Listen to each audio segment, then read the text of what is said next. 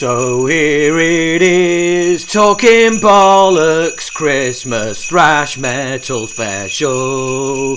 This is the best podcast in the fucking world.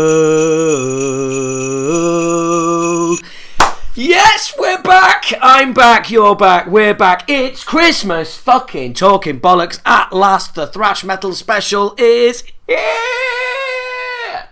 Yes, we're back. We're back. It's awesome, isn't it? It's good. Feels good to be back in the groove, back in the pocket, back talking bollocks in my front room to you guys at this special time of year.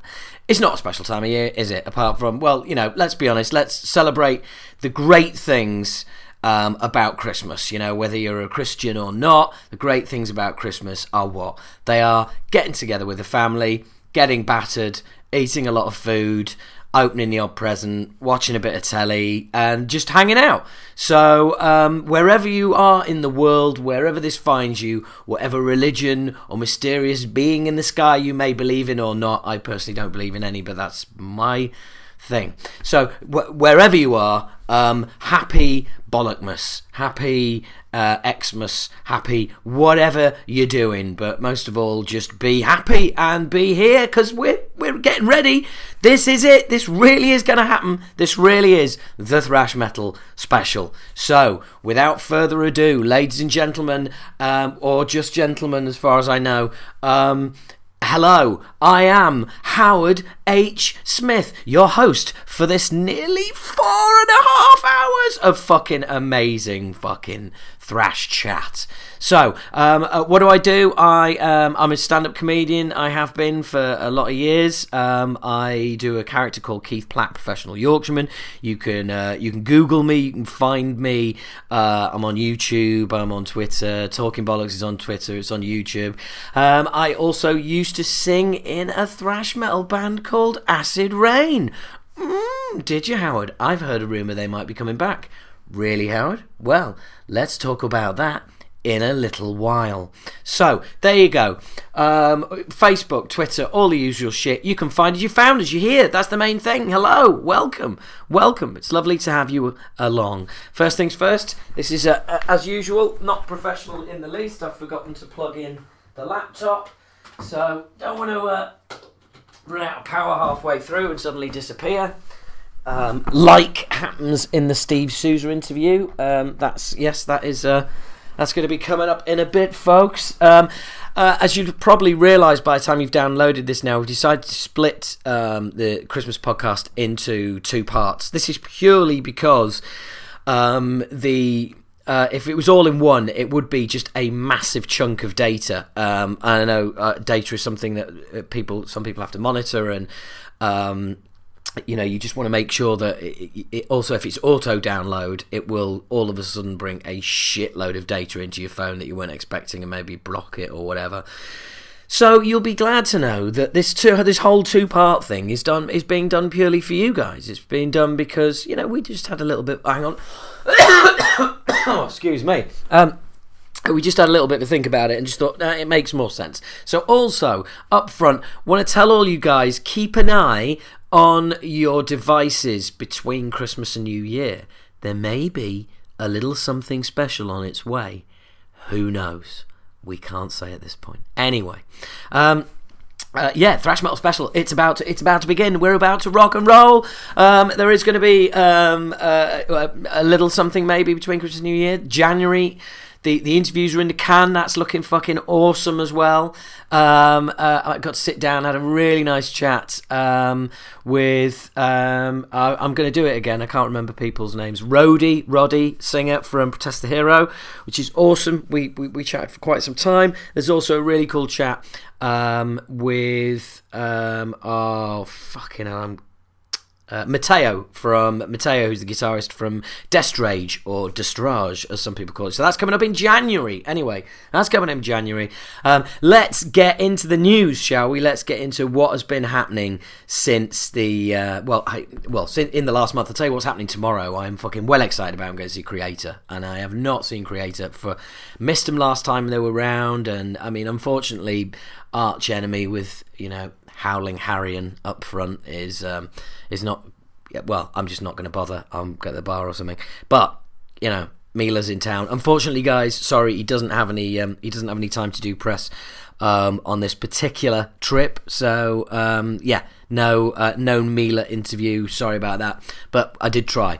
But I'm getting to go and see him anyway. So fucking marvellous. Can't wait. Looking forward to that. What else has been going on? Poor old Chuck Mosley. Hey, the singer from Faith No More, who did the first album, Introduce Yourself, has fallen on hard times. And is asking people to, basically he seems to be doing a bit of online begging. I'm not really quite sure how I feel about this. It seems a bit fucking mental. Somebody actually said that I should set up a page for Talking Bollocks where you can, you can PayPal as a donation or something like that. It just feels a bit too much like begging, really. And as much as I like Introduce Yourself, and I saw Faith No More on that tour with Chuck Mosley, and as much as I like the album, dude, you got yourself in a fucking mess. And you can't pay your mortgage. Well, yeah, I understand that and I feel for you, but just because you made an album that was pretty good 20 years ago, don't expect me to be helping out with the fucking rent. I just feel, I don't know, there's just something about it just seems a bit off, a bit weird, but to be fair, I maybe there's more to it. I probably should have done a little bit more research, but as you guys know, no, not a great one for research or professionalism or anything like that. Got an interview with Volbeat in the can. That is going to be popping its head up at some point. To be honest, it's probably the worst interview I've done so far. It's only 11 minutes, so I was on a little bit of a treadmill with that one, and I fucking hell, 11 minutes. You can't really get anything done or said, as you guys know, when I like to sit back and have a real old chat, and you can't really get a lot done in 11 minutes apart from kind of, usually I've only just finished introducing myself, haven't I, bollocking on about fucking, you can get me on Twitter and I used to be in a band and now I'm a stand-up and me, oh, the interview's over, oh well, never mind, cheers Volbeat, nice to meet you. I did get to meet Rob Caggiano, and yes, he had that fucking hat on. I think it's welded. I was tempted. Don't think I wasn't. I was tempted to go for it, but I didn't. So there you go. What else happened? Hellfest has happened, and at Hellfest, I am led to believe that there was a chant of Talking Bollocks. Well, not a chant of Talking fucking. There's this really annoying fly in here. What a fly is doing in fucking December kicking around my flat, I do not know. But yeah, so there may be the odd clap may continue through the show as I take attempts at whacking this fly. So anyway, yeah, the chant of Talking Bollocks was Bollocks, Talking Bollocks, Bollocks back was heard at Hellfest. It was relayed. The story was relayed to me by Matt Denny. And apparently it was actually being done whilst bands were playing, which was quite amusing, between songs. And apparently the bands who were on stage at the time looked completely mystified as to what was going on. So I love that idea. I love that mental image of just a band stood on stage hearing the crowd shouting bollocks and bollocks back and thinking, what the fuck is going on here? So yeah, that was pretty cool.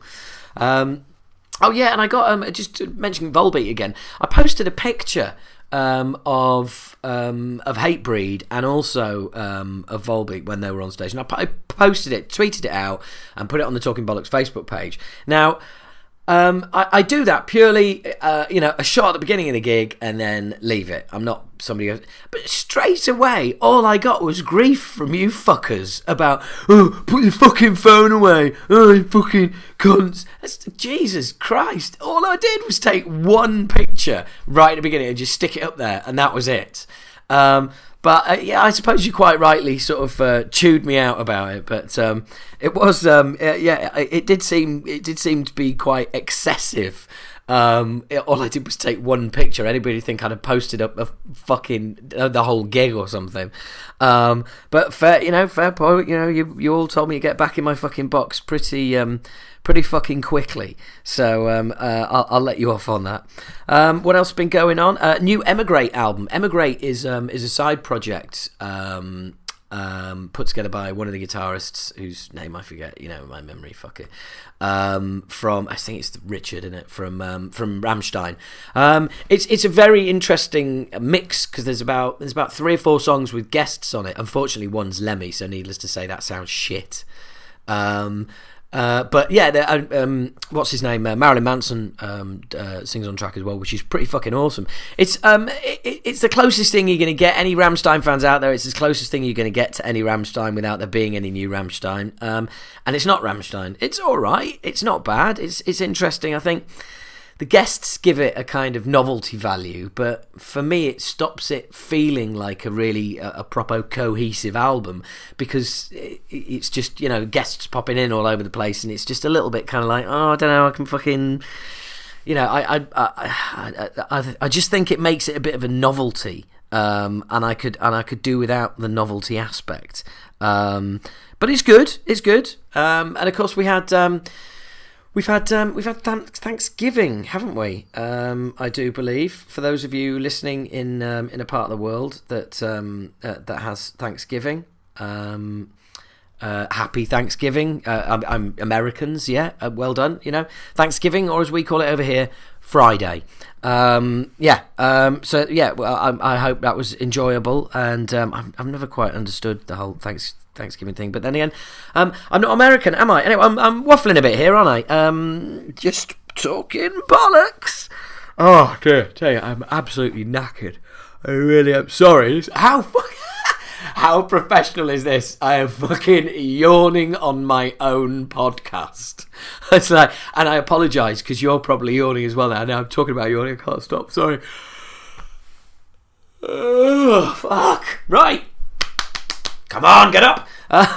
Sorry guys, that's really fucking bad. That is really bad, and I bet you're yawning as well. I'm so sorry. I'm so sorry about that. This is, by the way, this is going to be a cracking show. All right, so don't worry. Hang on in there. What else has been going on? Megadeth lineup. That's all fallen apart, hasn't it? What a surprise. I think you can only work with Dave for so long before you're going to go fucking walkies. There's not a lot really to say, is there? I mean, big surprise. Well, I suppose it was a big surprise. The fact that both members went at the same time, and it seemed to come out of the blue. I don't know.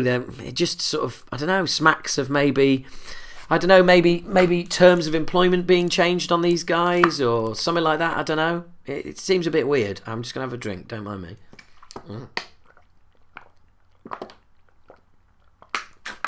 Oh, God. I'm so dehydrated. Anyway. So, yeah, Dave, that's always going to happen, wasn't it? I mean, that's what you do. That's what Megadeth is, isn't it? It's just Dave Mustaine, and eventually everybody leaves, and that's it. So, it's a shame that lineup went out on Super Collider because, as fans of the show will know, my opinion is it's fucking dreadful, absolutely fucking abysmal. But anyway, no, let's not dwell on that. Fuck them, they're gone. It's done. And Neil Turbin went on tour with my mates Onslaught, and isn't he just gobbing off all over the place? That's just fucking mental what happened there. I mean, I've been messaging with Nige from Onslaught, and it does sound like it was an absolute fucking nightmare. And yeah, I feel for the guys. It's bad enough being on tour when you're in a band, when you're a band with people that you're not particularly keen on, but having somebody that's forced upon you and you're not particularly keen on, just being a dick. That is just. I really feel for them. That is a fucking horrible situation to be in, especially when you're on the road. I mean, you can't get away. And I don't know if any of you have seen any clips of the footage. It looks fucking hilarious. He's got a music stand with the lyrics on. I mean, it's just fucking weird. Anyway. Well, look, hey. Moving on to British. Speaking of British thrash. Acid Rain, woohoo! Woo! Yeah.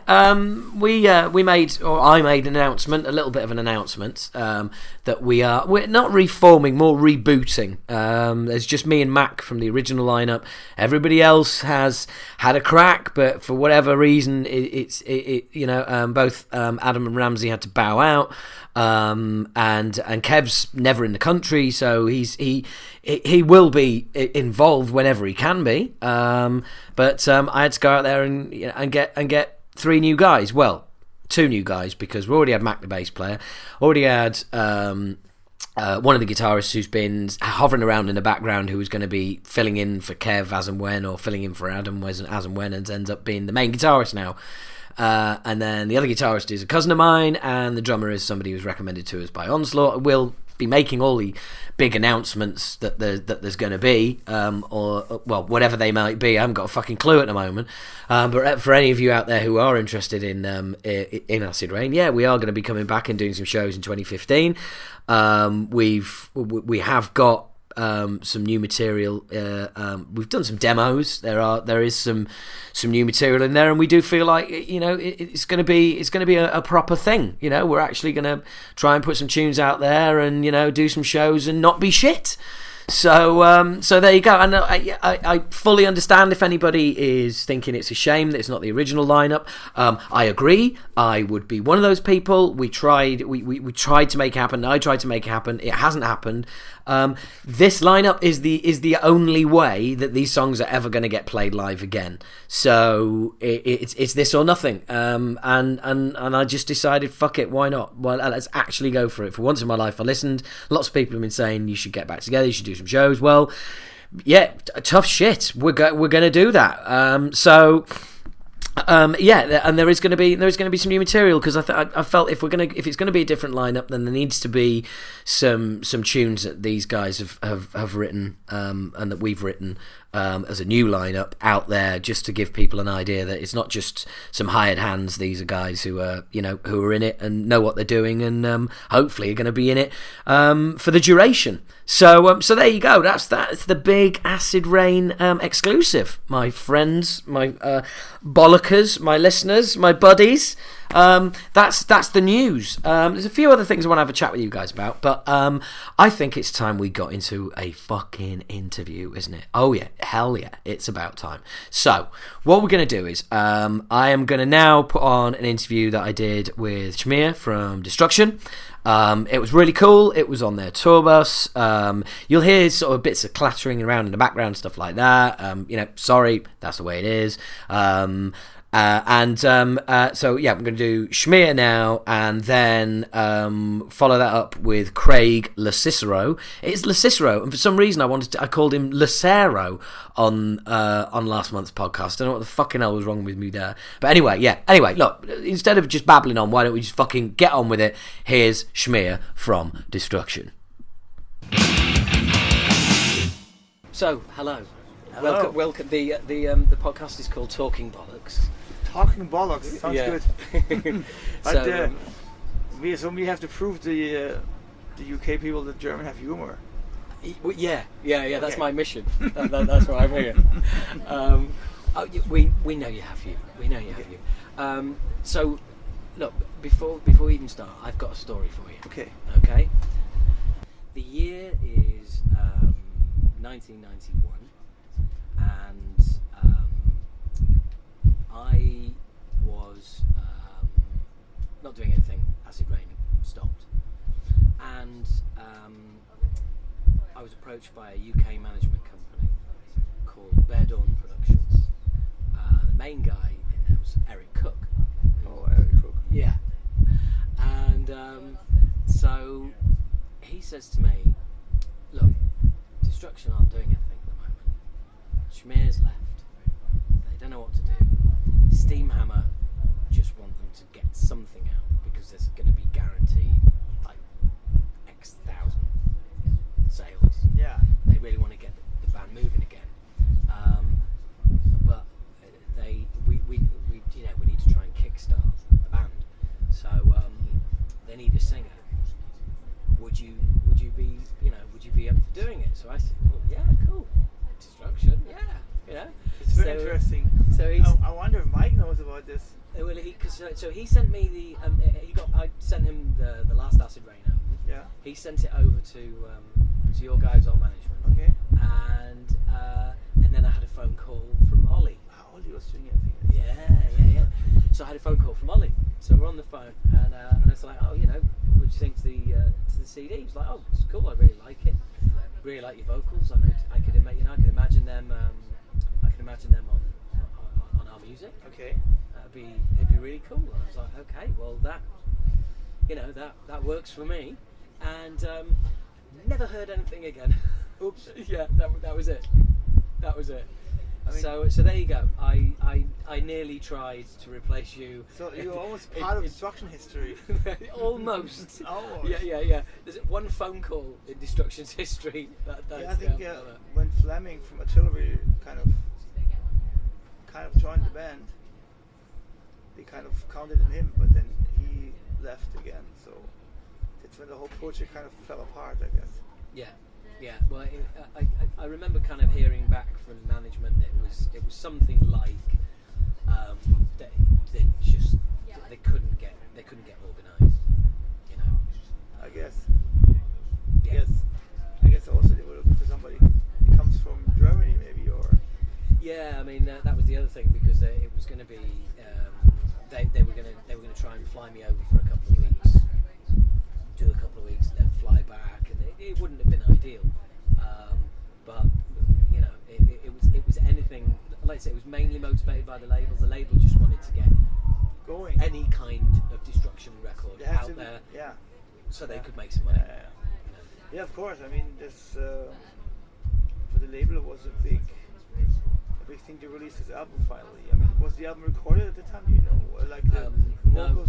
No, this was because there was several guys in the talks. Also, the guy from Assassin, also Robert. We were talking to for a while, but then when the Poltergeist singer did the album, but he didn't want to stay, then like Fleming from Artillery was almost in the band already, and it didn't work out at the end. So I don't know, there was a lot of difficulties at the time, so I'm not really behind everything. Like, I don't know how everything happened, but I heard a lot of stories from the guys now and stuff.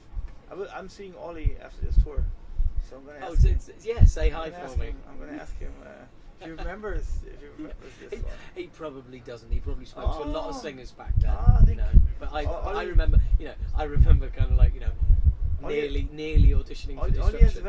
Ollie has a very good memory, and sometimes it's funny that some stuff just happens like, oops. Oh, that was you. Yeah, exactly. Press it. Yeah. Bit of a power cut. Sometimes stuff happens and you don't realize it, because when Destruction was looking for drummer back in the day, '86, Stefan Schwarzmann also auditioned for us, who became later on the drummer for Running Wild. Right. And now playing for Accept. Yeah. And stuff. So he told me lately, hey, I called you back in the day, like, when you were looking for a drummer. And what? Like, are you serious? He says, yeah. You never called me back. I'm like, what? It's crazy though, isn't it? For such a big scene, it's actually quite small. Yeah, it is. It's at the end, it's because the survivors are the good people at the end. Like the people that are still around are the people that are putting a lot of heart blood into the music and into the scene, and so they're still here. Yeah. But of course, it's funny because some stuff just passes fast, and you don't remember. Even though I have a great memory about a lot of things, but I didn't remember that one. Yeah. Well, look, I'm kind of interested in the history of Destruction, and it's all out there. What I'm interested in is your 10 years off. Yeah, because you can go on Wikipedia and you can read all about the band. Yeah. But there's a decade there where there's no there's no Destruction. And I mean, Destruction was releasing like basically 3 records in a different lineup with a different kind of music background, So I think it's safe to say that it wasn't real. Yeah, it wasn't the Destruction people. No. Yeah. So it was, but the band never really quit. There was just different people in there. So. Yeah, but for me, and for me, it kind of it's Destruction if you're in it, and if you're not, it's kind of not. I mean, look, I was there in '86 buying your records, on import in the UK, you know, and Bestial Devastation and all that. I mean, you know, we were kind of, it was kind of strange because we were young kids. We were one of those young bands that heard thrash, formed a thrash band, and then became a band, and we're out on the road, and it was kind of weird because we were all, you know, huge fans of that kind of music. And but the same happened to us though. We've been also fans that all of a sudden were touring Motorhead, Right, yeah. like, and Slayer and stuff. We were like, oh well, I've got another idea. We were supposed to tour together as well. It was Celtic Frost, Destruction, Acid Rain. that UK English tour, yeah. And we were on the posters, and we the were the Cold Lake disaster. Yeah. You're welcome. Yeah. Okay. Yeah. Well, and we got kicked off the tour before it started, which was quite an Why? achievement. Tom was interviewed. I say Tom like I know him. I don't.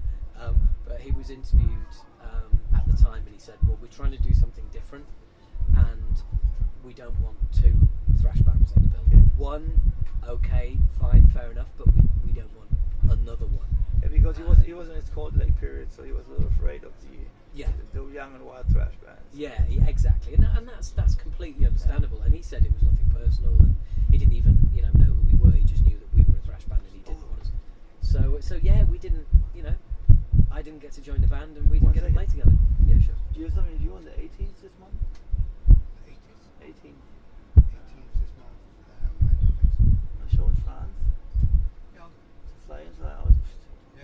Yeah. Are you sure? Yeah, 18th is fine. Yeah. Cool. It's like just some days after this tour, though. It should be fine. I'll let you know. It's just be one day. You're gonna be gone for 2 days, basically. I'll let you know within 5 hours. I'll make sure it's a good day. Okay. Okay. And okay, if he doesn't do it, I'll do it. If it's good pay. Okay. So we were supposed to play. What was that tour like? It was a little weird because Frost wasn't Frost anymore, and Tom was like trying to be glam rock. Oh, I remember. Yeah. I don't think there's anybody who's forgotten. And they had some Cherry Orchards. and they had some struggles on the tour also with the fans and stuff. Yeah. And we were like, ooh, what's going on? Like, we were kind of watching it from a different perspective. Yeah, of course, yeah. So we know the Celtic Frost guys since a long time, and we've been growing up together in the same scene, same area, and we all been changing. Destruction was going a little bit more rockish and a little bit more different too. So we understood the changes, but that change definitely didn't work right, and you could also see that the band kind of wasn't happy with what's happening. So it was kind of a legendary tour because it was basically the end of Celtic Frost. It was legendary for all the wrong reasons. Yeah. So, and for us it was the first big UK tour, basically with a lot of shows. Like and it was big venues. I was Oh, looking forward to doing it. We played the Hammersmith audience. I know. Yeah, We know, come on. and we never got to do that. And it was and at Liverpool Royal Court, which is an amazing venue. Yeah, so there's a lot of good places. Yeah. So I have a lot of great memories about the tour. I remember this weird feeling, and I remember that I remember my first impression that English have a love for carpets in the venues. There's carpets everywhere. Like Germany's like no, because we want to clean, and carpets are hard to clean. But in England, all the venues had carpets. Are like, what's going on in England? Yeah. Why carpets?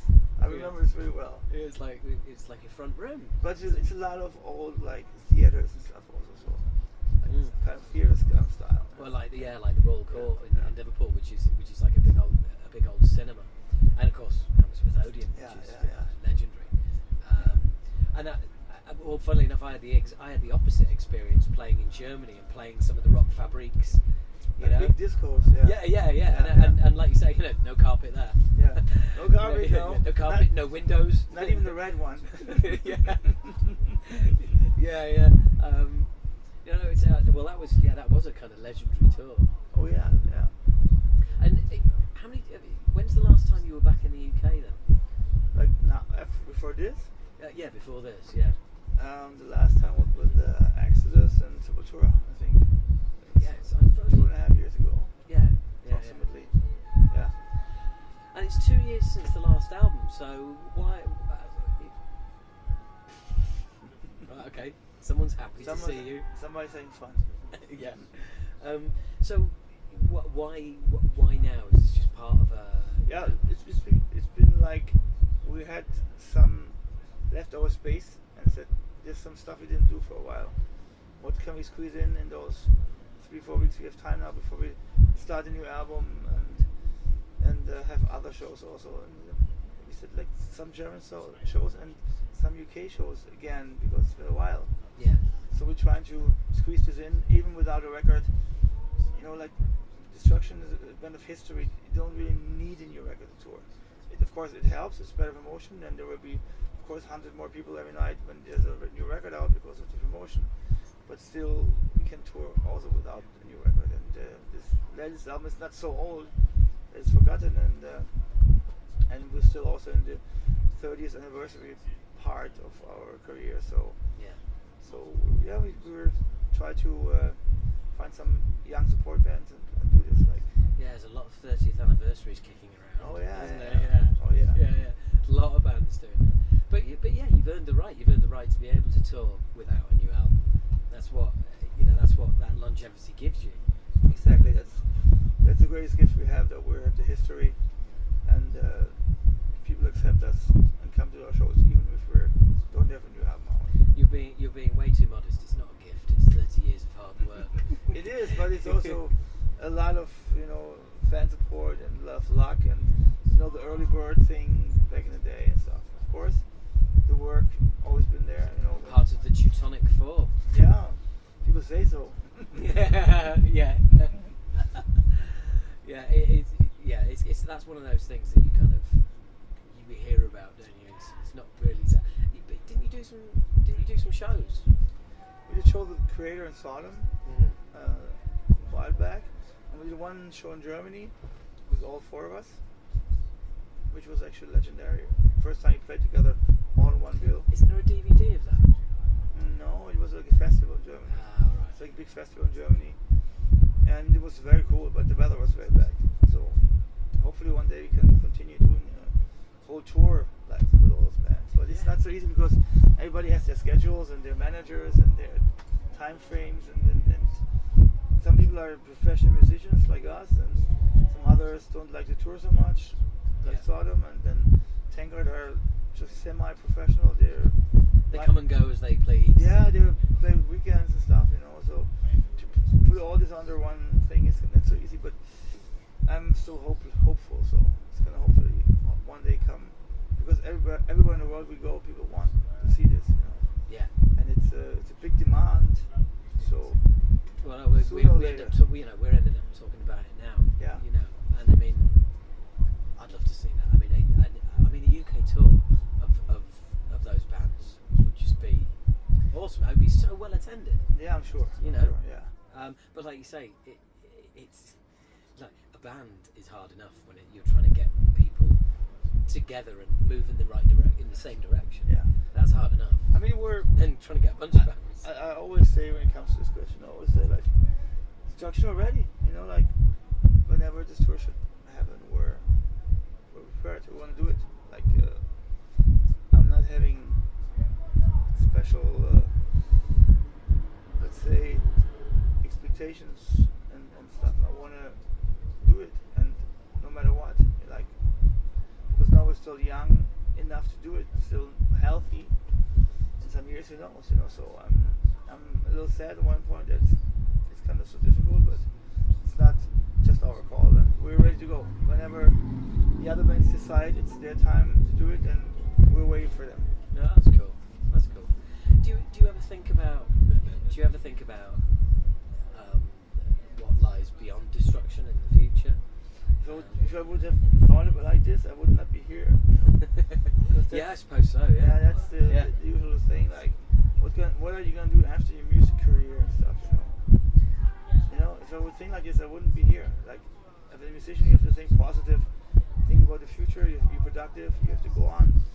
If you think of what's happening after your career is over. Yeah. Like a sportsman. Yeah. You focus on. You focus on the actual thing. Yeah. And of course, it's like this. That when we started, we never thought we could do 30 years. Yeah. Now we're in the 31st year, and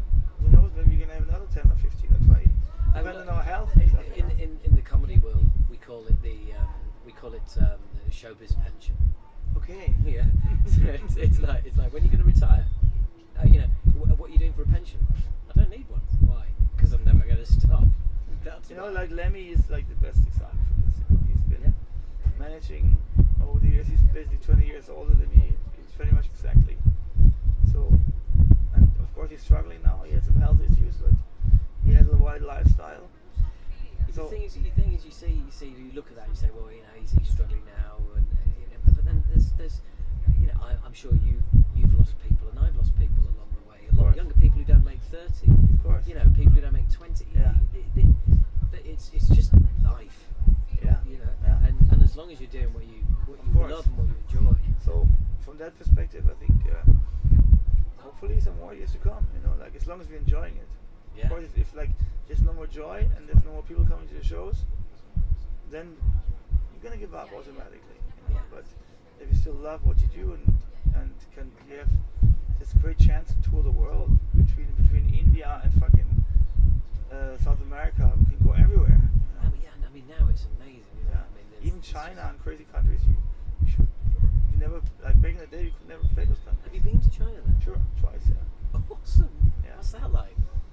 A little oppressed and a little like illegal to make metal shows. A bit uncomfortable. A little bit uncomfortable, but also like very interesting to see people like performing in the underground for metal because it's not really loud. Yeah. And culture was interesting, food was interesting, of course, but also a little dangerous.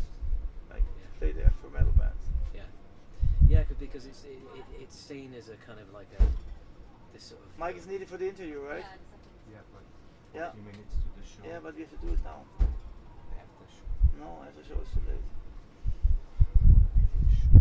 Yeah, was muss ich machen jetzt? We have to do it now then because we have to go on. Yeah. Right. Well, we'll wrap this up, Schirmer. It's been a pleasure. Okay, my pleasure. And it's just a shame I didn't get a chance to follow your footsteps. Oh. for an album or two. Kannst du noch an Acid Rain erinnern? Ein Sänger von Acid Rain, der sich mal beworben hat bei Destruction damals? Olli hat mit ihm telefoniert, das ist ja. Oh yeah. Hi. It never happened. Never mind. But Schirmer, thank you very much. Really Hey, appreciate my it. pleasure. Okay, thank you. Lovely to meet you. Cheers. Dead Kennedys. Hell yeah. So there you go. That was my interview with Schirmer, and it was really cool. Just at the end there, he was just telling the guitarist about the whole thing with me not quite making it into Destruction, which was interesting. Sorry, I'm just moving the mic here. There we go. And yeah, we had a really nice chat. And as some of you might remember at the time, I posted a picture of the toilet on their tour bus, which was exceptionally posh. What can I say? Thus, it has started something I am going to do when I get on more tour buses. I am going to get more pictures of toilets for you, and I'm posting them up there because I know how much y'all love that kind of shit. I know you don't, and it's just me. But anyway, fuck it. Sorry about the volume on that one. I just got a new recording device which had basically I can't be asked to explain. Just it'll be better, okay? Sorry about that. And I appreciate you have to turn you've probably turned it up for the interview, and then when that dun dun dun dun dun dun comes in at the end there, that's probably really fucking annoying. In fact, that's not going to be there now because I'm going to take that out because that's not fair on you guys because you're going to have turned it up to listen to the interview, and then when that sting comes in at the end, it's just going to fucking blow your ears out. So I'm now describing something that is not on the podcast, but there you go. That you know this is how it works, right? You know none of this is planned. You know this is all just cobbled together on the fly, and here it is happening in your ears as we speak. This is fucking this is happening, folks. This is fucking happening right now. Yeah. So there you go. That is not there. Right. Jesus Christ. It's a good job you guys don't expect a professional fucking organised job, isn't it? Because, that's so seriously what you're not getting. But again, and I know I do this a lot, and it's because I mean it. I fucking really can't get across how much I mean this. Thank you so much. This time last year, if somebody had said to me that you'd be putting a podcast out, and on average, we're getting 20,000 listens an episode. I would have laughed in their faces. I really, really would. If somebody had said that to me, I honestly, to think this time last year, I was heading up north to go and do the Lawnmower Death Christmas show. I was going to do a guest spot there, and that's where I interviewed Zentrix and Reanimator for the very first episode. I mean, that was a year ago. It's just amazing what's happened, and it's all down to you lot. I mean, well, not entirely, because none of you have gone out there and done the interviews, have you? You fucking lazy twats. There's been a lack of swearing, hasn't there? Actually, I've been quite clean so far. Cunt, cunt, cunt, cunt. But it's just amazing. The that was mental, wasn't it? That was like Tourette's. Yeah, I used to have Tourette's, but I'm fuck off now. Sorry, that's always made me laugh. That's always made me laugh. Like you haven't got enough shit jokes around at Christmas that now I'm adding to them. That must make you so happy. Yeah, look, getting back to it, thank you so much. You know, it really is genuinely amazing. Oh, lovely, some junk mail coming in to my all about the Rock email. It's amazing. Thank you so much, because you people are telling people in your droves. You are spreading the word. You are telling everybody. People are coming on board. It's scary that it's almost exactly 2,000 new subscribers every podcast. In fact, I'm just going to look up a message here that Craig sent me the other day, and hello, Craig. That's weird, isn't it? By the way, all about the Rock is the website that hosts this marvelous podcast. All About the Rock is run by Craig. Let's hear it for Craig. Good work, my son. For those of you out there listening on Podkicker, that's all thanks to Craig's hard work. We did a little bit of technical jiggery pokery in the background on this between now and since the last episode. I can't even fucking speak. Why am I doing this? We did some Craig did some topping and tailing and dodging and weaving, ducking and diving, and basically changed the XML file which provides the feed for this podcast, however you're listening to it. So it might have. I know it happened in my device. I use Podcast Lounge on Windows Phone. That's Podcast Lounge. It's a great app. They're not paying me. They're just round the corner. But they some podcasts, about 4 of the podcasts appeared as being brand new again. So if you did have anything happen with your devices where you saw podcasts appear again and it was a bit weird, apologies. It's not your device. It was work being done behind the scenes by us. Well, by us, and by us I mean Craig. But what it does mean is that if you have ever had any problems with any of the episodes, or there's any episodes that you've never been able to play or download for whatever reason, they've never been able to figure it out, that should be fixed now. So go back, if there is any episodes that you couldn't play before, have a look. You should hopefully be able to now, because I know Dave Highland, hello Dave, on Facebook was saying that he was finally going to be able to get to listen to episode number 4, which I was really pleased about, because that's the Chad Gray episode, which was really fun to do, and Chad was a really nice guy. So anyway, this message from Craig. New subscribers in November, 1,939. You see what I mean? It's like it's almost exactly 2,000 every time, and it's all thanks to you guys. You're fucking amazing. What can I say? You know, metal is the greatest music known to man, and as metalers, what we do is, and I don't know. I don't know if this applies in other forms of music and other fandom of music, because we're such a community. It is a metal community. It's when you're into metal, you're into it for your life, and it is just it's just this thing. It's this part of your life, you know. And I just don't see other genres of music having that kind of dedication. And being the kind of people that we are, I know you guys are just, when you discover something that you really like, you go, right, I'm going to tell our mates about it. I'm going to spread the word. Because we get like that. We get all, what's the word? We become advocates of whatever it is that we're listening to, and it's like, oh mate, you got to check this out. You got to check. We want to share good shit with people. We're nice, caring, sharing people, us metalers, and you guys are sharing the word of Talking Bollocks so much. I can't honestly cannot thank you enough. If every single one of you came around my house, I would say thank you. I'd then say get the fuck out because it's extremely packed in here. We've got 20,000 people in a 2-bedroom flat. This is a bit fucking weird. But at least that way I'd find out if there was actually any female listeners, because apparently there isn't, because not one of you has said yes, I'm a listener. So there you go. It's just us guys in here. I'm guessing. But anyway.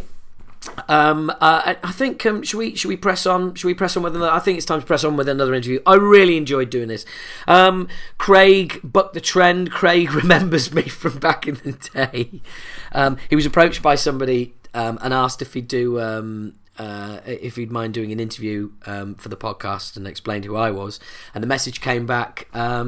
I'd love to. I remember him well from back in the day. Isn't that cool?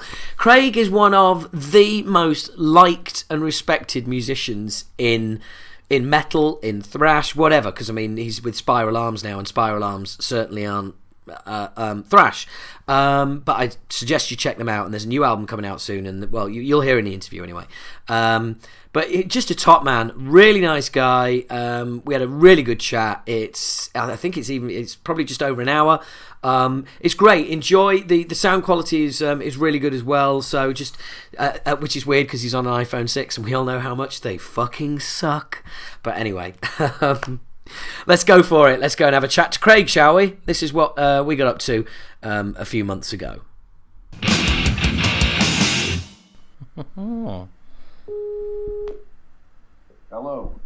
Hello there. Hey man, how are you doing? I'm really well. How are you? I'm good. I haven't seen you in a long time. Is my camera on? I'm having a look, and no, it's not. Okay, it's just as well. I'm just trying to figure out why my phone. I guess there it is. Cool. I just had to plug my case in a lot better. Ah, right. Okay. I'm using the iPhone 6, and I have a new case, and it's really snug. Yeah, my regular listeners will be laughing about you having an iPhone 6 because I'm one of the I'm one of those iPhone haters. So I've made. I used to be as well, Howard. I used to absolutely hate the idea of ever owning an iPhone. Yeah. And then what ended up selling me was when my BlackBerry took a crap, and I had to get an iPhone 4. And I was at the NAMM show, and I was at the Verizon store, and I was desperate. Everyone was trying to get a hold of me. My phone just took a complete dump on me, and ever since I actually own one, I cannot say anything really bad about them, and especially the 6. All right. How long? Yeah, how long have you had it now? Well, it's about a week and a half, maybe. Right. Okay. It's by the sounds of it, you're in love. Oh, yeah. You don't want to put a black light up on this thing. It's a love affair. It's nasty. Right. Okay. I know. I got a new phone myself quite recently, and you cannot get between me and that thing. What kind of phone did you end up getting? What you would know over there as the Lumia Icon, but it's been released a bit later over here as a Lumia 930, which runs Windows Phone. Ah. Yeah. Okay. So, yeah. That's like a Microsoft style phone. Yeah, that's right. Yeah. They bought Nokia. Okay, yeah. Yeah, I'm familiar with that. Yeah, it's all that kind of tech. But, hey, let's face it, they all do the same thing. We've all got our own little idiosyncrasies and why we like what we like. And, it took me years to move over to this, and I really like it now. So, it's all good. Well, I got to say, this Skype connection's the best I've ever had on a phone. I have to say, you sound absolutely clear as a bell. Yeah, I haven't used Skype in months. I really haven't had to do many interviews. That was the main reason I use it, or when I'm in Europe, or anything like that. Yeah. So far, so good. Anyway, how you been, man? I haven't seen you in about 20 years. I think I might have saw you when I went out there with Death. No, do you know what? I didn't manage to go out to see you with Death. The weird thing is that I've been doing this since like January, and so this is going to be like episode 10 or 11 that comes out, and Over the course of the last few months, I've been interviewing people from back in the day who don't remember meeting me. So you are the exception that's proving the rule at the moment. No, I totally remember you, man. I remember everything about Acid Rain. And then you guys, you made your friendship with Debbie Abano as well. You guys had kind of a little... Yes.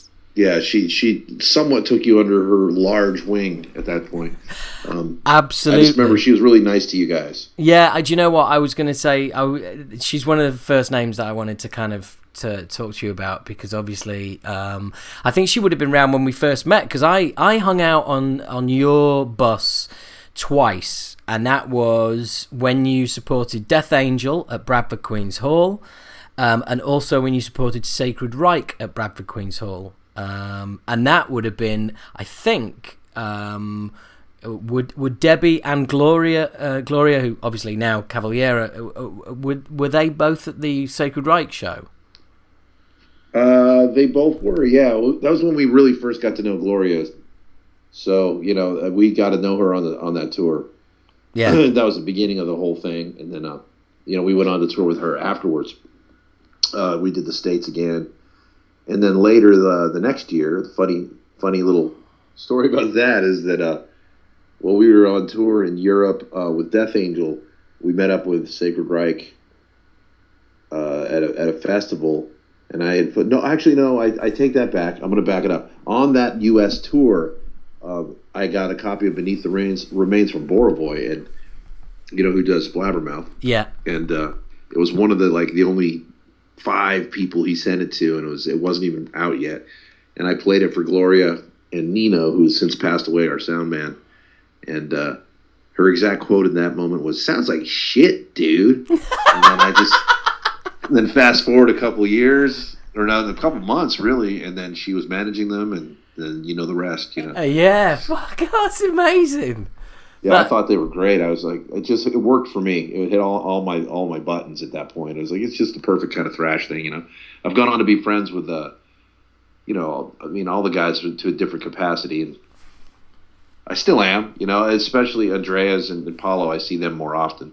Yeah. Max is a little more sheltered when he comes out, but he's still cool as hell. They just need to get along and put it back together for us.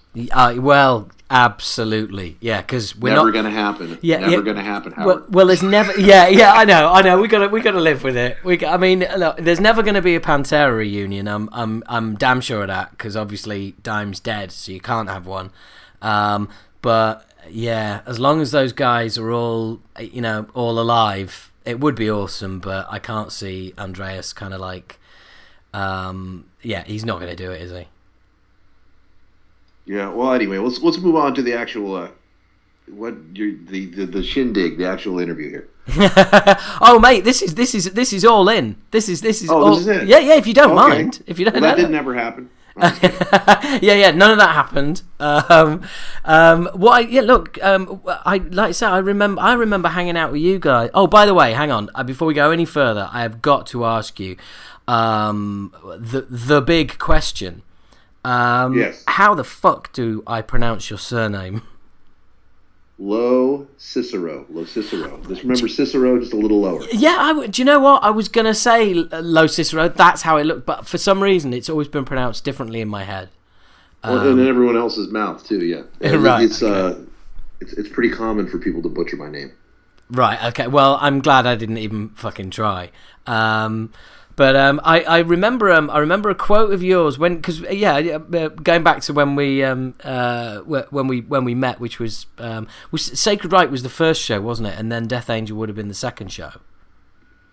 Yep, Death Angel would have been the second time around. Yeah, I remember that, because I remember sitting on your tour bus, and I think it was me. There was me, you, Bostaff, maybe somebody else as well. We were sat around one of those little tables in a tour bus like you do, so it's quite cramped, and we were talking, and I just remember saying, "So you guys enjoying this?" And your reply was, "Yeah, it's really cool. We just drive everywhere behind Death Angel and catch all of the money flying out of their bus." Oh wait a minute. That was not me, because we were in the bus. No, but that couldn't have been. Maybe I was talking about. Oh God! It was me. It was definitely a reference to the production that they'd taken on tour. That like, Thrash was already getting to that point. Kind of Death Angel Act 3. Thrash was already getting to the point there where it so sounds like something I would say, Howard. But we were sharing a bus with them, and there was no right. In which case, it was no ill will at that point. You know, it never was with those guys. But no. Guys in Vicious Rumors, they were following our buses around. You know, they were the ones we were actually sharing a bus with Death Angel. So I'm trying to wonder what context I could have meant that in besides funny. Right. Okay. It was no. It was no. I'm not trying to like crowbar a 20-year-old friendship that you got with those guys. No, you can't. I play with Eddie. I play with Eddie today. You know, Eddie's in Spiral Arms now. So yeah, of course. They're always my brothers. Well, no, look, I'm remembering it slightly incorrectly, so let me tidy that up. Yes, you were all sharing a bus. You were talking about I think it was a reference. You were actually referencing not the tour bus; it was their production lorry, and it was purely, like I say, it wasn't kind of like evil. We all had a big laugh about it because we all knew that they were on Geffen and they were spending more money than any of us were ever going to see. Oh yeah, and they brought this whole production out and everything else. And like I say, it was a light-hearted, very funny line about the fact that they brought this like shitload of production out with them. Yeah, they did do the mini big Kiss stage. You know, I mean at that point, they had ramps and things like that. Yeah, but I mean more power to them, and especially when you look at like how they were poised to be the next thing. And then the accident happened. I mean, they were set to do the Clash of the Titans tour out here in the United States with, Slayer, Megadeth, Testament, and then Death Angel was on that. And then they got in the accident, and then Alice in Chains slid in. Wow. Which everyone looked at the bill and said, "Wait, who's Alice in Chains?" And then look at history. Yeah. No, just look at history. So that's very... that's very hurtful. I mean, those guys took a long time to get over that. Yeah, you don't come back from. Well, I spoke to Mark recently. I would say recently, kind of turn of the year, and we were talking about it because we played with them a few times back in the day, and they, Mark just said like after the crash, he was like, "No, that's it, I'm done." Yeah, no, and Mark even moved into our rehearsal place with his band Silver Circus. I mean, we used to share a lot of experiences with those guys from '87 to up until the end of it, and then both all the incarnations of what they've done since then, and like I said, I'm really good friends with all those guys, even the new members. We call them new. They've only been in the band 10 years. Well, not Will hasn't. Yeah, true. I mean, when we first went on our very first reunion tour in Europe with Forbidden in 2008, Andy was still in the band, and and we did a festival together in Holland, and we hung out then. But I could tell he was very unhappy. He was not happy at all. Right. And at that point, it's just doing it for so long, grinding away. Yeah. It's being around your cousins all the time. He was just getting really kind of sick of it. Nothing that I wouldn't understand, because especially family stuff, man. I could just imagine just years and years of the same thing and going back and doing it all over again and making the same amount of money, and it's all that. He needed some a change in his life. That's the only reason why he left. He just needed to get away from that situation. Yeah. I'd say I mean, it's tough. It's weird because when when we were talking about like back in the day and the times that we got to hang out. The weird thing is, I mean, I remember being sat on your bus like clear as day. It's absolutely bizarre. The weird thing is, it feels like a really, really, really long time ago, and it also feels like, I don't know, kind of recent as well. It's bizarre. When you look back at those days, is there stuff that you have, that seems clearer than other bits, and stuff you'd rather forget, and for many different reasons. For many different reasons. Yeah. Some things were not very clear when they were happening. Other things were very clear. And, yeah. No, but I mean, something to keep in mind, and with Death Angel too, is we were all very young. I mean, You Yeah. know, we're all young when we start out, 20s if you say that, but I was in my teens. The first time you met me, I was 19. The next time I came around, I was 20. Well, I think. Well, hang on. How old are you now? I am 45. Right. Well, I'm a year younger. Okay, so that puts you in the teens as well. Yeah, I remember yeah. you being very young. So Yeah, you're right between Andy and I, because Andy was 2 years younger than me. He had actually dropped out of high school to do the Act 3 cycle. Right. So he and I was out of high school. I was in my second year out of high school by then. Me too. Just starting it. So so it's like I had turned 21 when we played the Warfield here in the Bay Area with Death Angel. Yeah. That was my 21st birthday. So all this stuff, when things happen like that, if your head's not on really straight and you don't have a clear idea of your identity or where you're headed or what you're really doing with your life, because I just went into it in a blur, you don't really appreciate it as much as you should. And some guys are wise beyond their years. I was not wise. I was, I've always had a brain, but I was not the wisest person. So I learned a whole hell of a lot after those experiences. But I do remember certain things very well, and the important stuff I remember. And I kind of choose to black out of some of the other things because they're not so important, Yeah. So, yeah, but I'm the same as you. Certain things I can completely remember, and other things are just like, oh, sort of, yeah, kind of. I don't want to remember everything that clearly. It wasn't all that great, but most of it was, and I wouldn't change a damn thing. I'm absolutely exactly the same. Well, firstly, you can't, so it's pointless wishing you could. And secondly, like you, I was very young, so I'm just proud of actually actually doing it, getting through it, and coming out the other side with all my faculties. Yeah, that's what I feel right now, and I've done a lot of things since then. I mean, I know you have. Yeah, I've been with all the things I've done, but I've been very fortunate to live a life and still be somewhat vital in this whole genre and scene, and maybe not the genre I was in, but I'm doing fine, man. I'm pretty happy with where everything's at. Well, mate, look, speaking of other things you've done, I know it's not exactly that current, but I have in my hand a Demonica CD. Oh. Right on.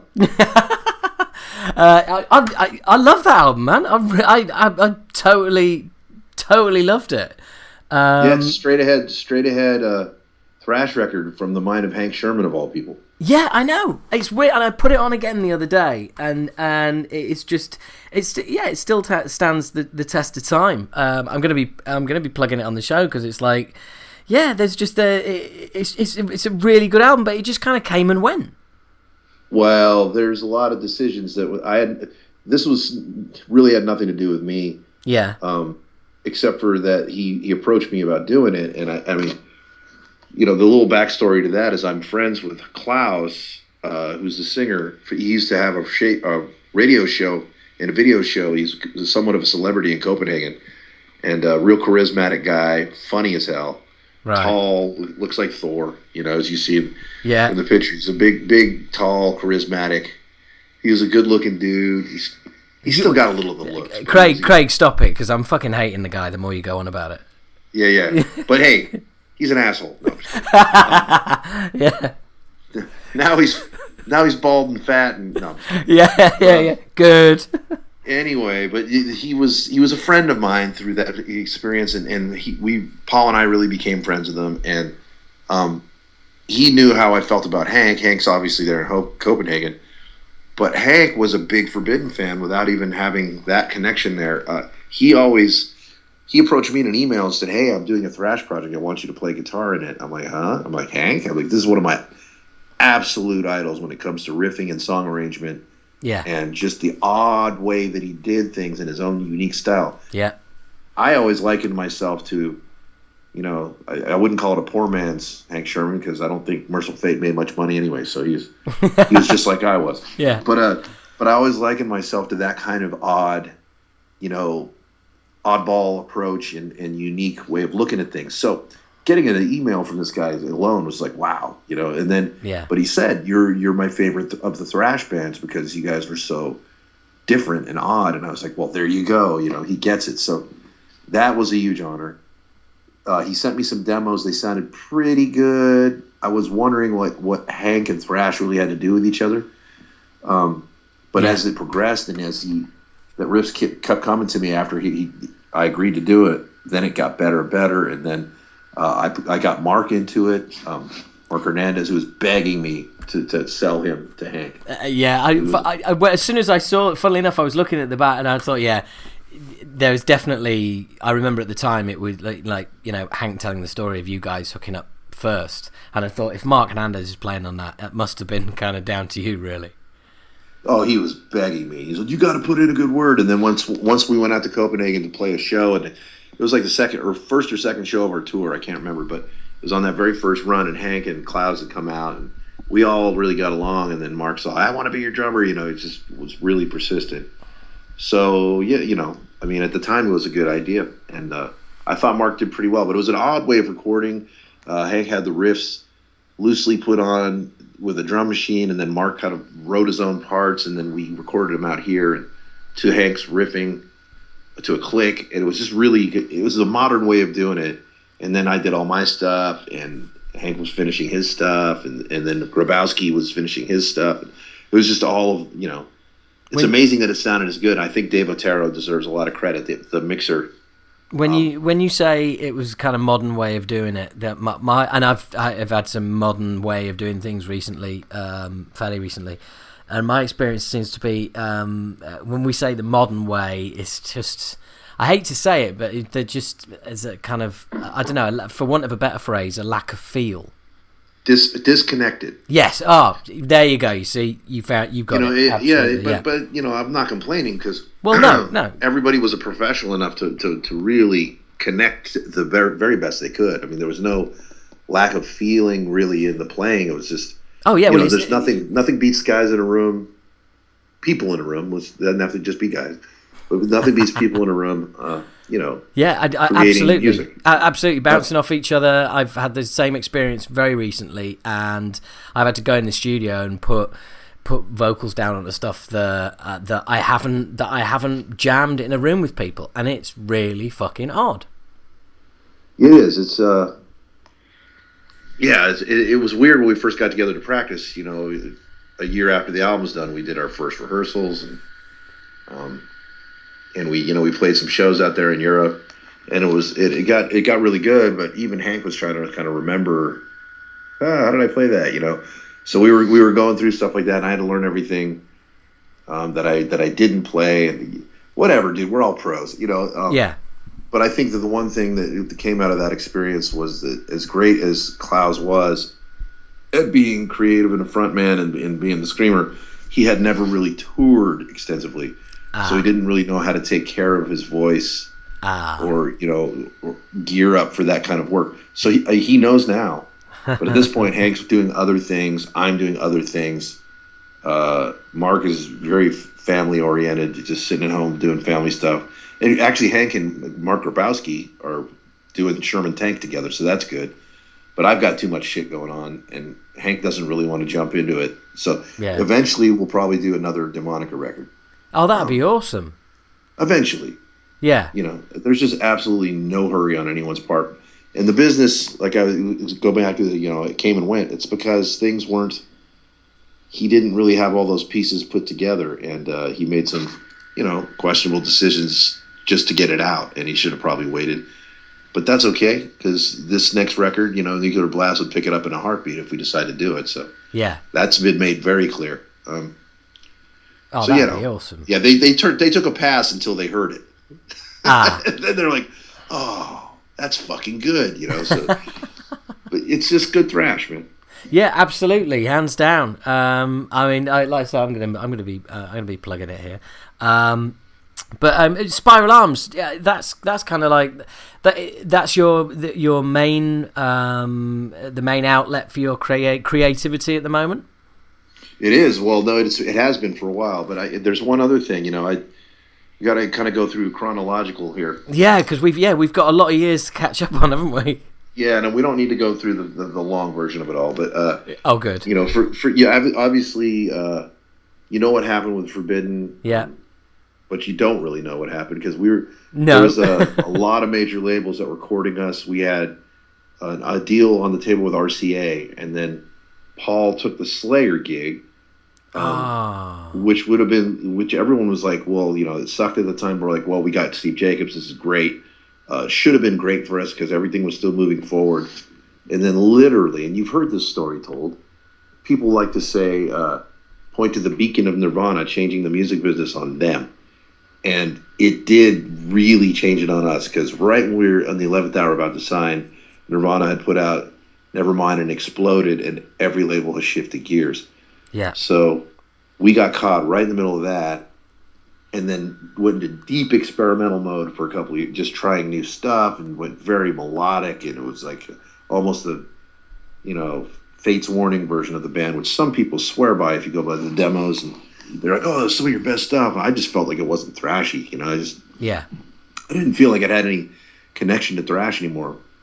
But other people really loved it. But it took us a couple years to really get it going. And then when we did, I got the Death Tour offered in '93. Because this all was happening in '91, with the writing process and all that. Because '90 was all spent doing Twisted and Deformed. There's no real time off. So '91, we were real close to having all this happen. Paul leaves at the end of '91. Then we got '92 and '93, and then I get the Death Tour, and then we did a demo of Distortion that I took with me to Europe, and that ended up getting us a record deal. Yeah. I turned down an offer to stay in Death. Chuck had asked me if I would do it, and knowing that how Chuck is, I knew that wouldn't last long, and it was like, Forbidden was my baby, so I just couldn't do it. Yeah. And we remained friends. That lineup, those four guys, that right there was the best Death ever got along. And you can ask Gene and you can ask DiGiorgio. That was the best lineup as far as guys having a laugh, never arguing, and being buddies, So anyway, that happened, and then Distortion came out and did all Europe again. Did some States touring, and then we worked on Green. And we were just really fired up for Green and just felt like, yes, it was explosive and fuck you and fuck you and fuck you. It was like the ultimate fuck you album. Yeah. And then the label's like, we don't know what to do with it. It's just so heavy. And we're like, huh? We thought, well, it really discouraged us. And to me, I was discouraged by that. And then on top of it, they offered us a tour with Manowar. Oh, fuck. And I said, that's it. Which, it's the truth, too. Yeah, no, mate, if somebody... This Manowar, it was a tour between, it was tough decision between Grip Inc. and Manowar, and the label said, oh, no, we're not going to support Grip Inc., we're going to support the Manowar tour.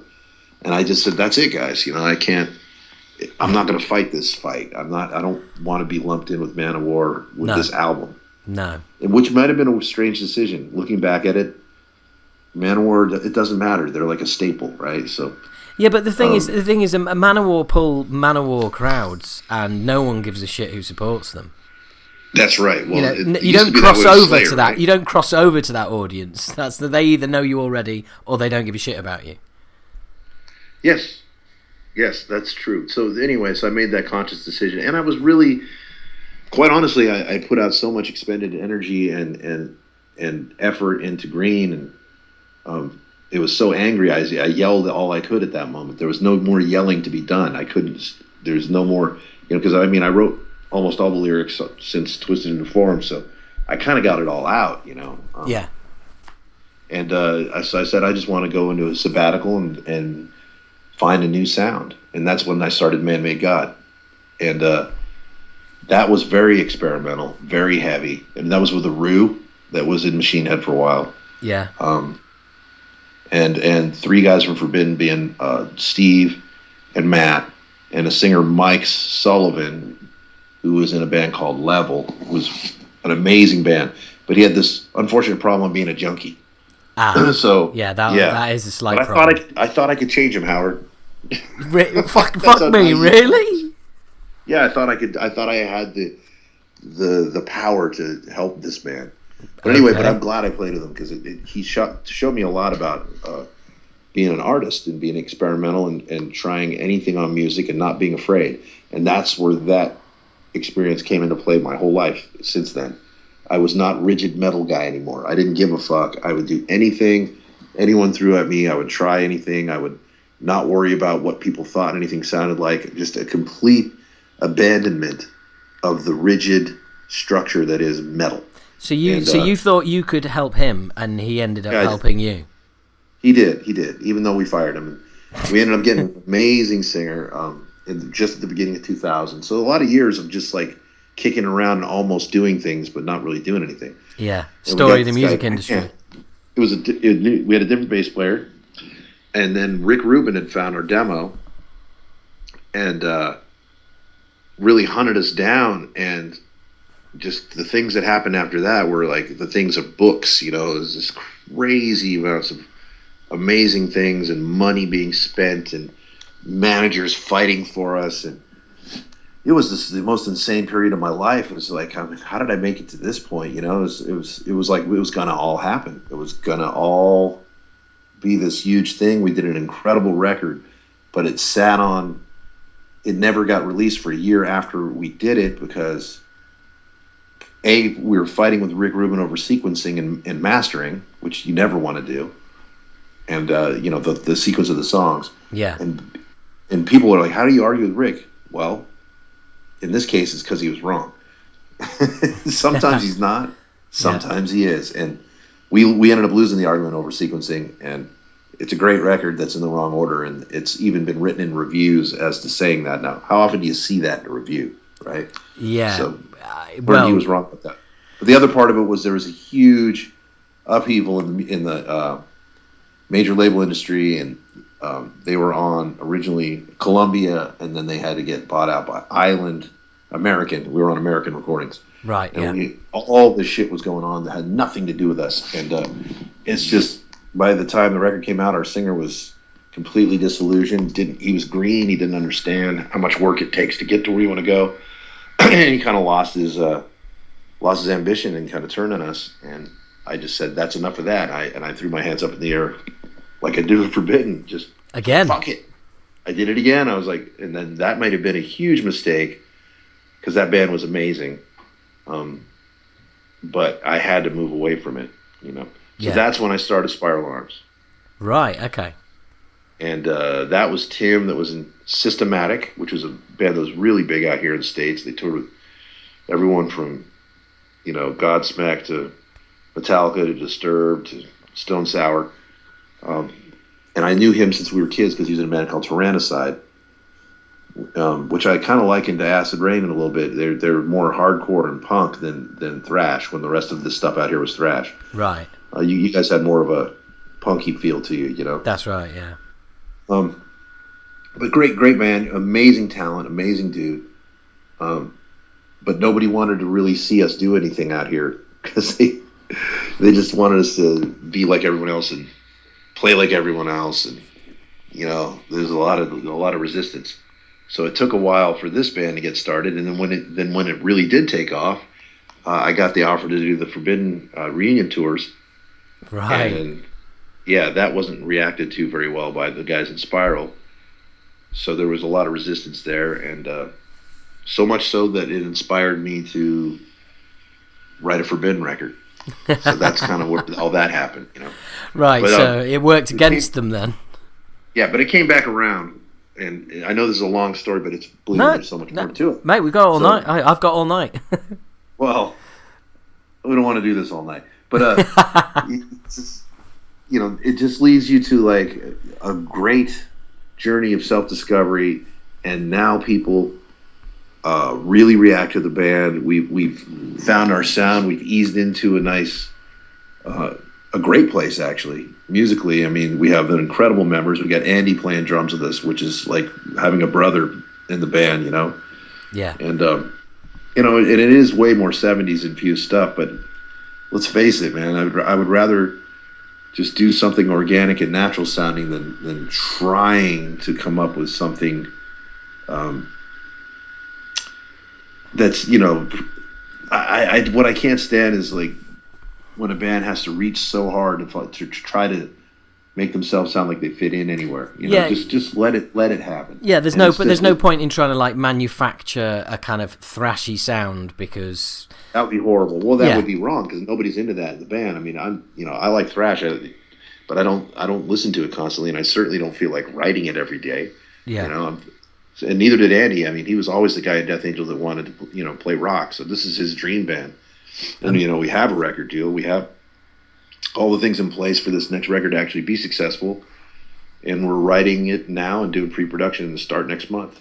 And the recording of it with Eric Kretz from Stuntable Pilots is producing in his studio. And it should be a good marriage this time, I think. The timing's finally right after all these years. That's awesome, man. I mean, you sound as enthusiastic about Spiral Arms as about anything that you've done in your career. I am, but there was points where I wasn't. There's a lot of dissension, a lot of, quite honestly, there's a lot of jealousy and resentment when I agreed to take the Forbidden stuff, and we had Chris Contos in the band too. We had amazing drummers along the line. We went from Steve, to Paul Bostaff sat in when Steve was injured. Right. To, then we had Eric Kretz came in for a while, and then he couldn't do it because STP got back on the road again and started doing their thing again. Yeah. And then we had Contos, who was great. Yeah. And with Contos comes a lot of just thinking. He's a really good friend of mine, but there's a lot of thinking, and he caused a lot of dissension between us. That's very rare for a drummer to be known as a thinker. Oh, believe me, he overthinks.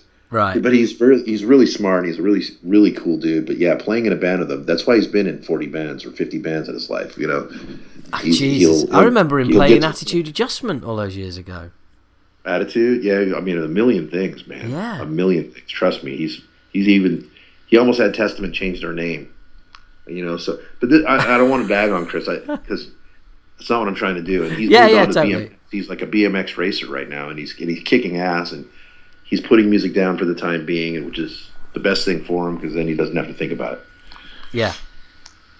He's getting a lot of trophies, I'll tell you that. He's racing bicycles as a grown man and kicking ass in his age. That's fucking awesome.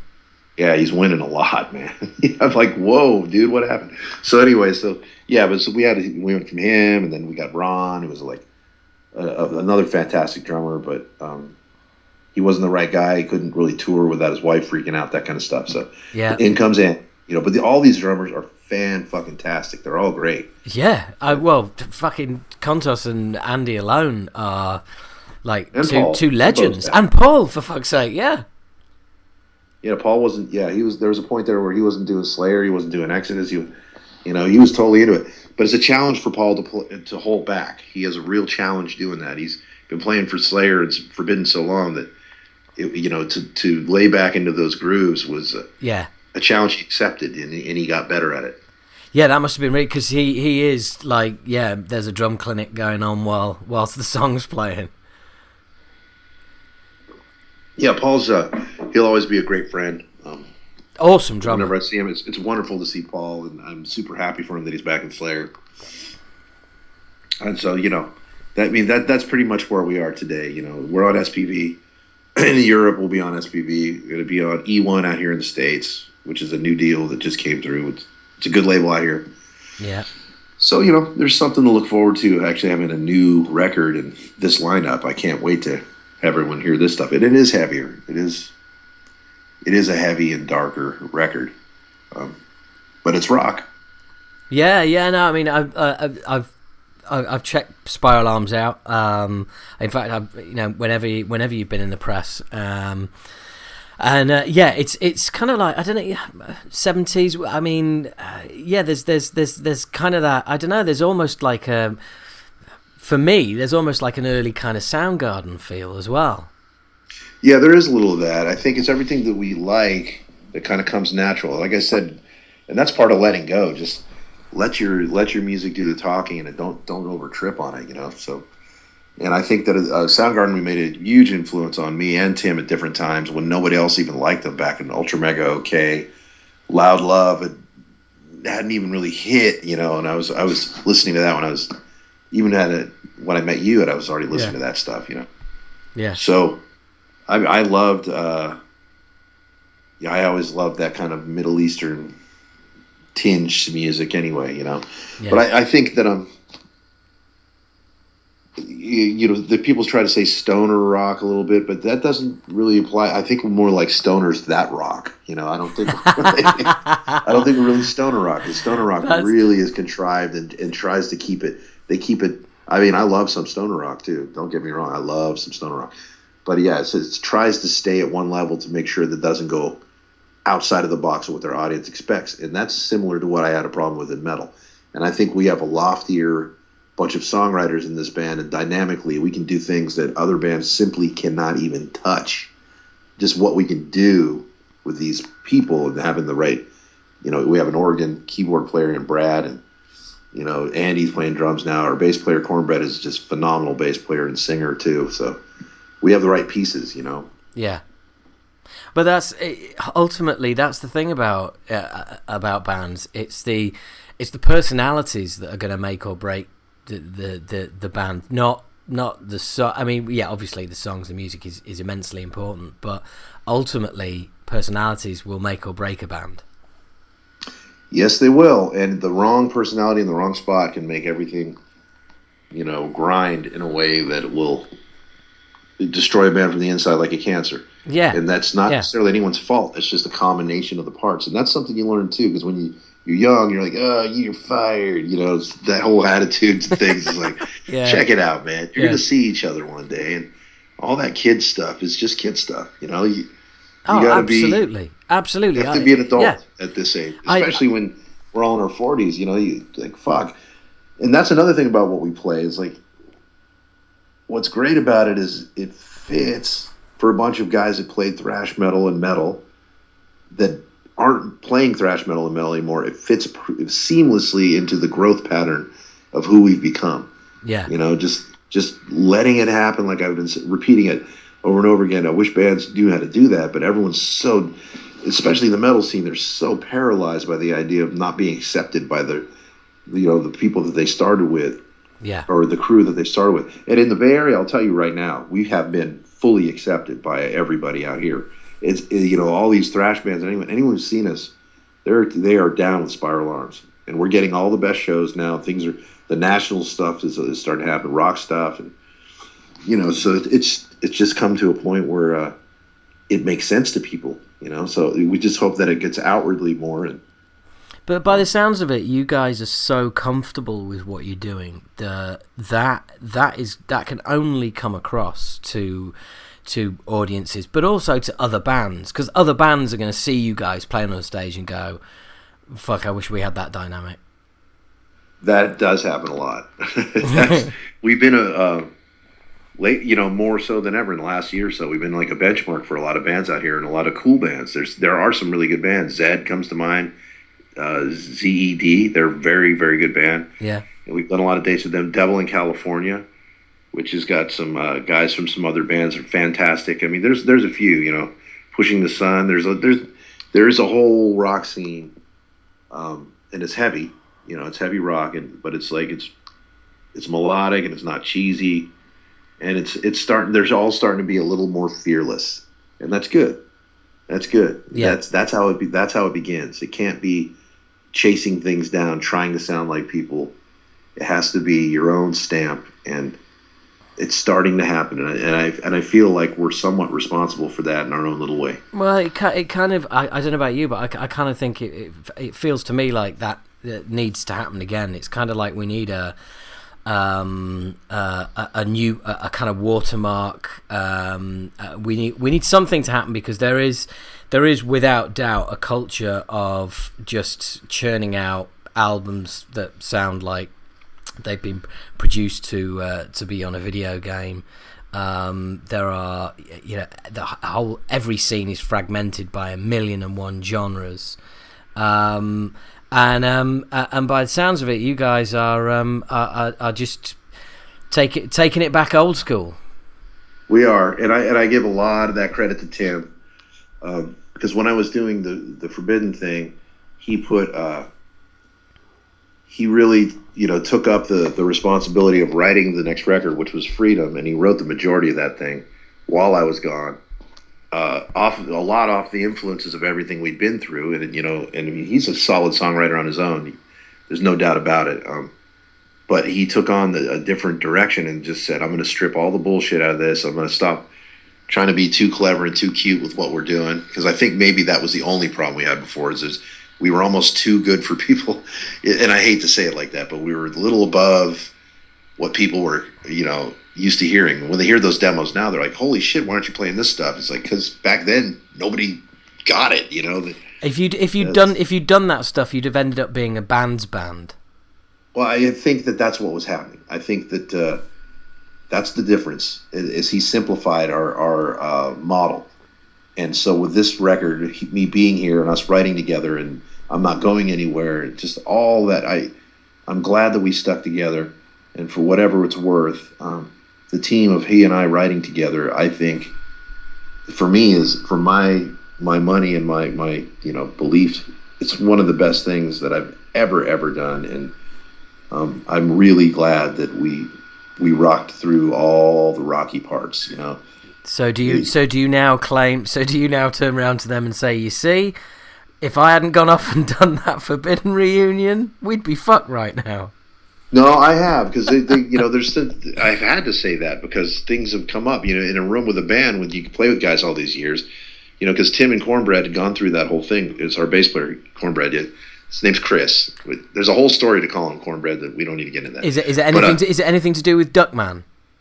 No, it has to do with him smashing a bag of cornmeal on somebody's head at a party. Right. Okay.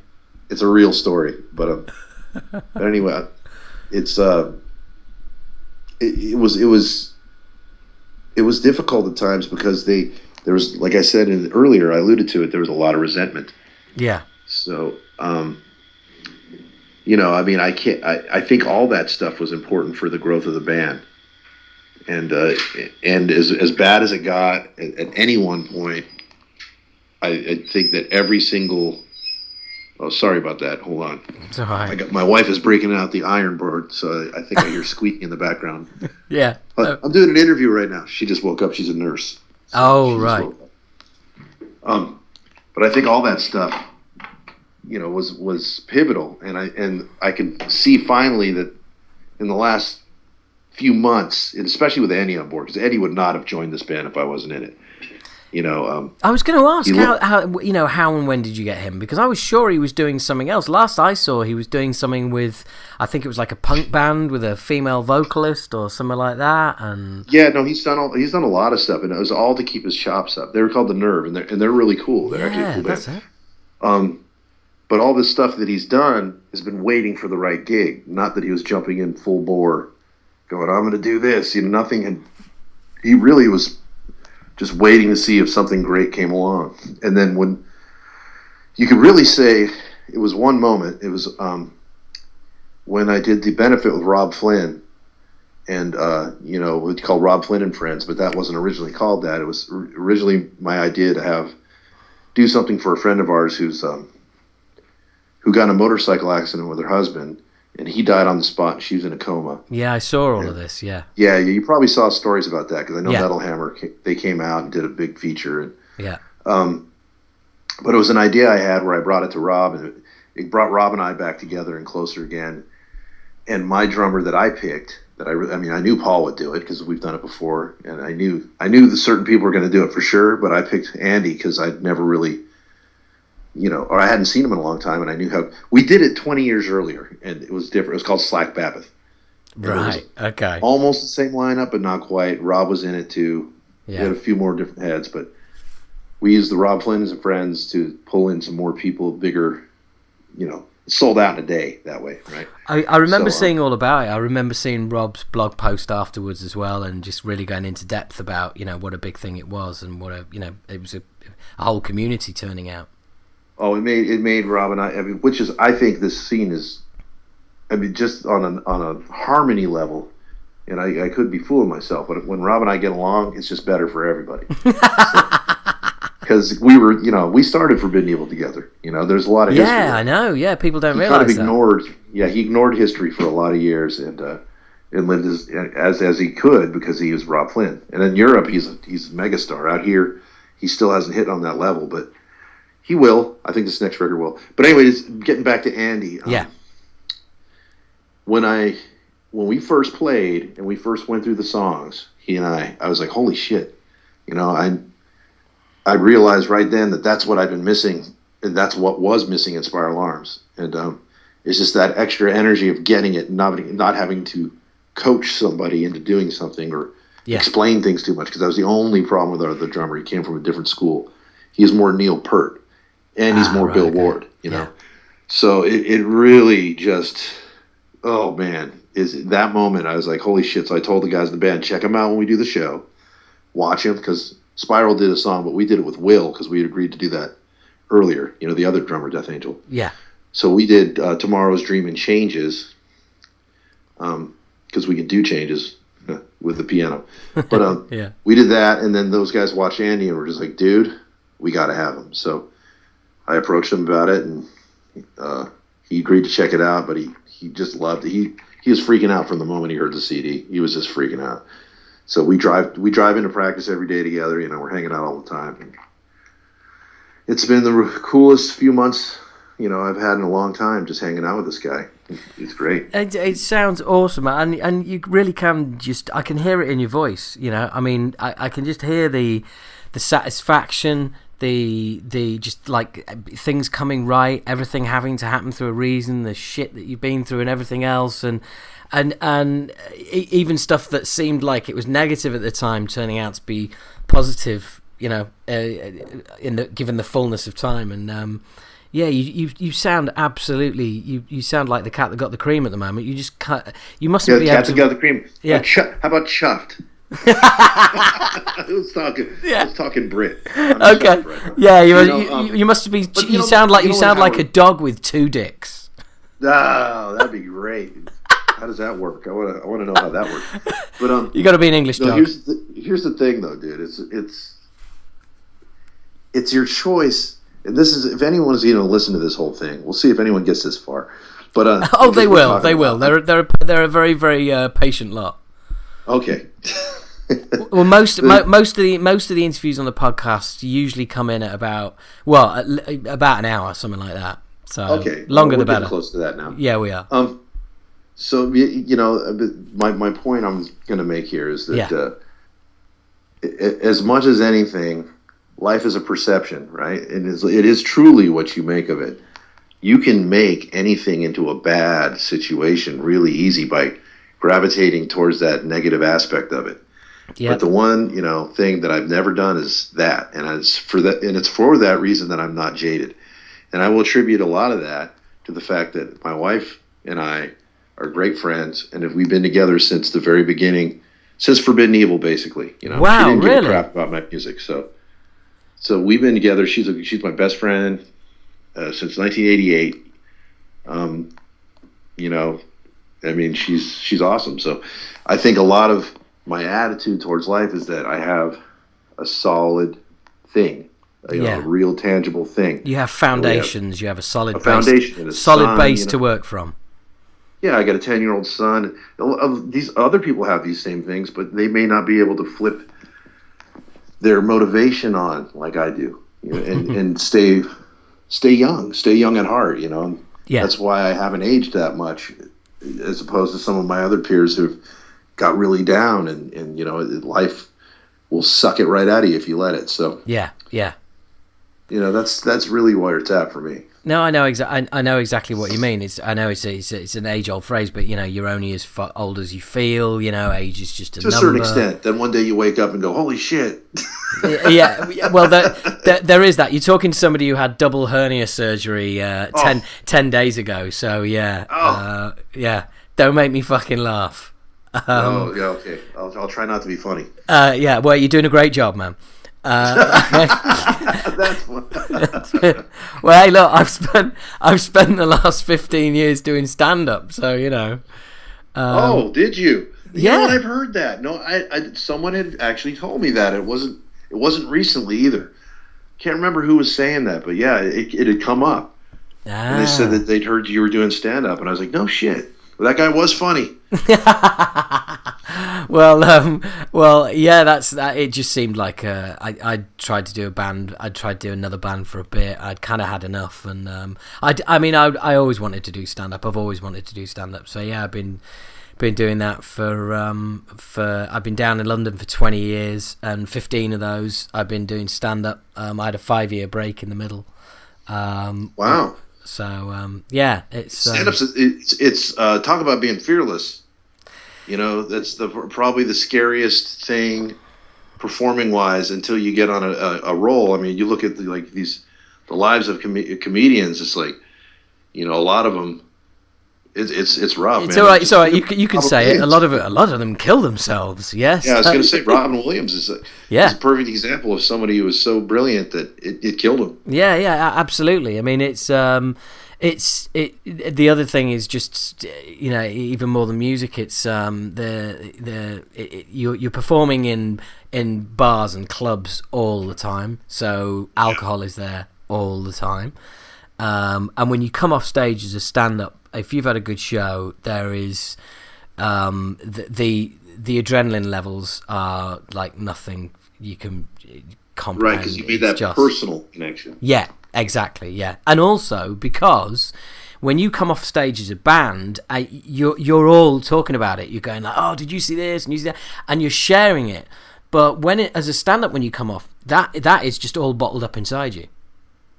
Because another comedian doesn't want to hear how fucking good your gig went. Fuck you, I'm on next. No, they don't, do they? There's too much competition there. Yeah, absolutely. So, that's the thing. Comedians can be just as catty as bands. Oh, fuck yeah. Oh, definitely. And you know, the total rivalry, and I mean, I know comics who are really good friends, and I mean, I'm, you know, good friends with comedians as well, and I've stood backstage with one comic, and there's a comic on stage who I know is a big friend of his, and they'll just be stood there going, "Oh, for fuck's sake, shut up, you cunt, get off." You know, it's just right. Yeah, it's just like, hecklers from the comic behind you. yeah. It's just like, just let me on, and you know, it's. I mean, you know, thank you for the fearless comments and stuff like that. But look, Craig, you know what it's like. If you really, really, really want to do something, and you really want to get out there, and you want to do your thing, it can be stand-up, it can be playing the guitar, it can be drums, it can be dance, it can be sculpture, it can be playing the fucking glockenspiel. Any kind of artistry. Yeah, you just all you see is, you don't see an audience. You don't think, oh fucking hell, I'm scared. You just see a load of people that you're going to get your message across to, and you know, and that's it. You know, and you just get out there and go and do your thing. You know, and it's like anything else. Stand-up's like anything else. People say, "I don't know, are you any good?" And I say, "Well, look, you know, stand-up comedy is the same as anything else. It takes a long time to get good at it, and I've been doing it 15 years, so hopefully I'm not shit." So are you still doing it then? Oh yeah. I'm at a show. I'm gonna go check you out on YouTube. Well, the thing is, you'll have to definitely put your British ears on, because the main thing I do is I actually do a character called Keith Platt, professional Yorkshireman. Right, and sounds funny. And that is Platt, as in Platt. Right. And you'll find me on YouTube. I've got a YouTube channel there. So yeah, you may need to do some. You may need to have a Brit slang dictionary handy, but you know, it should be okay. I'm a little hipper than most when it comes to that. But yeah, there's once in a while I'll be like, oh yeah. So, but cool. I'll listen to it. I'll definitely check it out. I cool, really man. enjoyed talking to you, man. Yeah, and you. And I think we've just come up to about we're coming up to about 58 minutes. So if your wife's just got up, why don't I leave you guys to it? And look, it's been really cool catching up with you. I'd love to do it again sometime further down the line. Maybe after you've done the album, we'll catch up again. Well, I know we're going to England. We got a full slate of things coming up for next year, and we're going to be doing a lot more of the festivals. You guys have your rock, stone and rock festivals. They love to slot us in those things. So yeah. Oh, get the fuck over here then. Michael Amott, him and Spiritual Beggars, we talk a lot about touring together, so we're probably going to try to make that happen next year too. Oh wow, awesome! He's a big fan of Spiral Arms, as I am of Spiritual. It's funny, that guy, we met at the NAMM show a few years back, not the one about with my phone, but before that. And it was funny, we saw each other and we're like, hey, I was like, dude, because I'm a huge fan of his work as a guitarist. He's just a fantastic, from Carcass, all the way through. So it's fun. Yeah, me too. So we had to just hit this friendship off, and I really didn't know that much about Spiritual Beggars. And then we were already doing Spiral Arms, and then I realized, wow, we're the SP bands that are rocking out with our metal past. I was like, dude, this is too parallel. He's like, dude, I've been following you since Man Made God, or really Forbidden, but he followed me all the way through that stuff. So it's just funny. Like a good friendship comes out of that, and we actually have a real kindred spirit. Oh, that's awesome, man. That's all. Well, look, I look forward to seeing you guys over here. And look, best of luck with the album. I'm sure it's gonna kill. You guys sound like you're in a absolute right place for it all to come together. It's a monster record, man. It is a monster record. There is some really great stuff on this. It's very, like I said, lofty. It's getting up to a high level here. Wow. So yeah, I'm excited. Oh, awesome! And you can't do that without our experience. Got to have it. That's it. Yeah, exactly. It's taking you. It's going to take you 20 odd years to put out your first album. Yeah, it's really exciting, man. Well, not 20 odd years. Wait a minute. No, that's not true. We put out albums already. Yeah, I know, but I mean, like where you're at this level.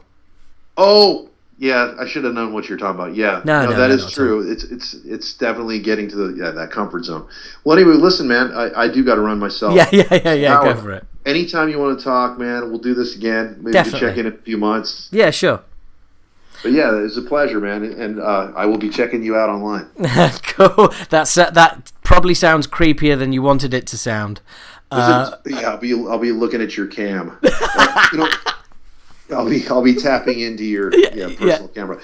Just quickly, did you call it what Platt? Keith Yorkshireman. Keith Platt. Keith Platt Yorkshireman. Okay, got Keith it. Platt. All right, man. All right, brother. Lovely to speak to you. You take care, man. You too. See ya. Bye. Bye.